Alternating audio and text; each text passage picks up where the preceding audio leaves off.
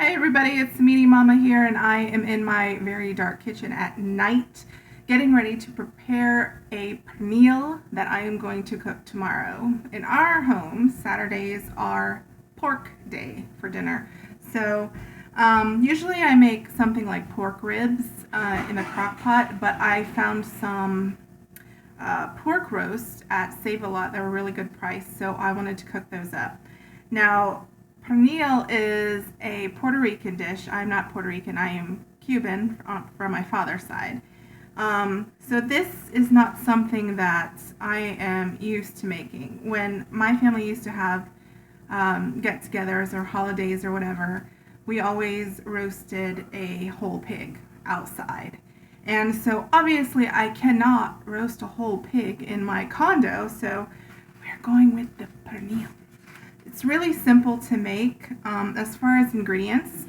It does take a long time to cook, and it's better if you season it the night before and let it sit.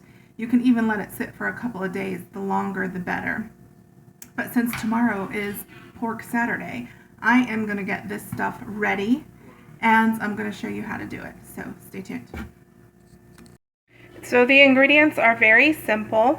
We are going to use garlic, about 4 to 6 cloves. We are going to need salt, oregano, some kind of oil, and what I actually needed was sour orange. Now I couldn't find any sour orange, so I got this marinade instead. It does have bitter orange in it, so I'm hoping that will substitute okay. And that's it.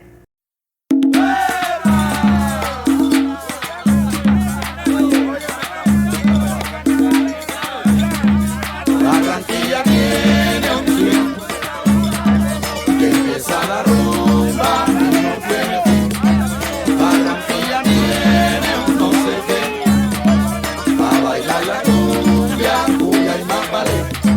Barranquilla tiene un swing que empieza la rumba y no tiene fin. Barranquilla tiene un no sé qué, pa' bailar la cumbia, cumbia y más vale. Tiene Barranquilla un swing sabroso, y sobre todo por ese ambiente tan popular. Es que Barranquilla siempre está de fiesta, siempre está de rumba. Barranquilla siempre tiene un buen motivo para festejar. Tremendo swing, Barranquilla tiene un swing, pero tremendo swing, que empieza la rumba y no tiene fin. Barranquilla tiene un no sé qué, pa' bailar la cumbia, cumbia y más vale. Y sus mujeres en descaderado se ven tan divinas, moviendo la cola al compás de una cumbia que fascina. Es que Barranquilla es una ciudad tan maravillosa, que todo el mundo quiere gozar aquí en la arenosa. Oye que sí, Barranquilla tiene un swing, por eso yo me quedo en Barranquilla. La rumba y no tiene fin. Barranquilla tiene un no sé qué, a bailar la cumbia, cumbia y más vale. Y cuando empieza el carnaval, se prende la arenosa, se oye el rumor de un pregonar, quien lo vive, quien lo goza. Y si el Junior mete un gol y un arrebato, se prende Barranquilla. So now that I have all the seasoning on the pernil, it's just covered with tin foil. When you are seasoning it overnight or for however long you're doing it, if you put the skin side down, it helps the seasoning to get into all the holes and soak down into the meat better. So I'm just going to put this into the refrigerator, and like I said, tomorrow we'll take it out and I'll let you know how long to cook it and all that. So we'll see you tomorrow. Good morning, everybody. It is the next day, Saturday morning, and you gotta hold on just a second because I have been up for 2 hours and I haven't even had a sip of water yet. So it smells incredibly delicious in here. I got up early because I wanted to make bone broth and to get the pork started so that we could have it for lunch today. So what I did was I took the pork out of the refrigerator. It had been in there marinating all night. I flipped it over because you want to marinate it with the skin down, but when you cook it, you want the skin up. So I just flipped it over and I put the foil back over it. Then I set the oven to 350 degrees and it's going to cook at that temperature for 2 hours with the foil on. Now our roast is very small. It's only a 3-pound roast. So if you have the more appropriate size picnic shoulder or pork shoulder that's like 9 to 12 pounds, then of course you're going to cook it longer. It would probably be about 4 hours instead of 2 hours. And then after that time is up, you want to raise the temperature of the oven to 450 degrees. And you want to uncover the pork, take the foil off, and just let it cook at that high temperature for an hour. The reason is you want the skin on top to be crispy. So one of the things I want to mention is my pernil or roast doesn't have a lot of the skin on it. Again, I just bought it because that's what I could afford to buy. But what you want, if you're feeding a large group of people. Good morning, Aiden. No, not my head. Thank you. If you're feeding a large group of people, you want to get that bigger pork roast or picnic roast. And what you want to look for is you want that skin and that fat on top to cover most of the meat, if not all of the meat. You want it to be surrounded because when you cook it, all of that is going to keep the meat like insulated and keep it moist when you're cooking it for such a long amount of time.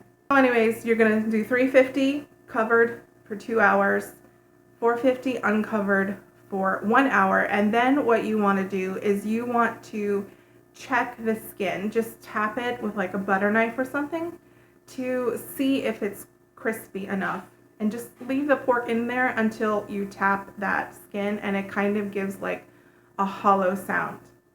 Once that's done and the skin is nice and crisp, you can take it out, let it rest, and then eat.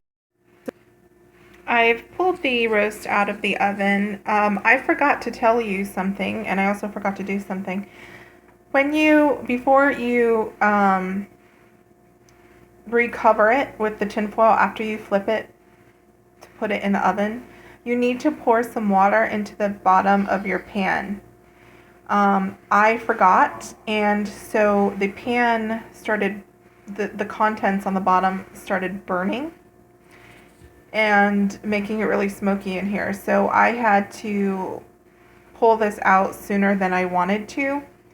And so the skin isn't, well, first of all, like I was mentioning before, this one does not have a good layer of skin. You can barely, like this right here is the skin, and it's not hard yet.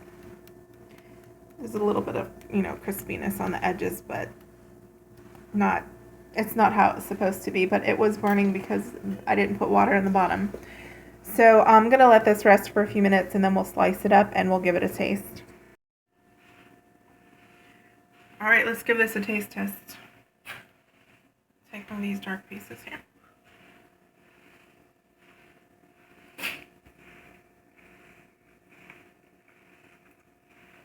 The flavor is really good. I would say I might do a little more garlic and less oregano on the next one. But it's delicious. So definitely give this a try. Lucy. You like that? Alright guys, thanks for watching today's recipe video.